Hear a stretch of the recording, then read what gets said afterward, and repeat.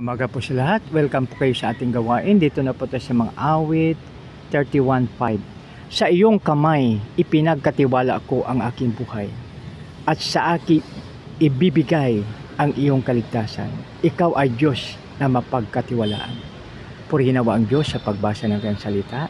Mga kaibigan, napakaganda ang ating nabasa. Sa iyong kamay ipinagkakatiwala ko ang aking buhay, at sa akin ibibigay ang iyong kaligtasan. Ikaw ay Diyos na mapagkatiwalaan. Mga kaibigan, marami ng mga nangyayari ngayon. Marami scammers, marami yung mga kung ano man ang ginagawa.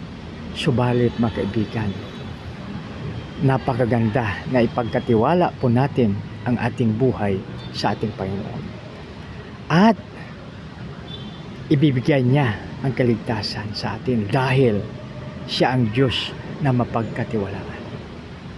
God bless us all.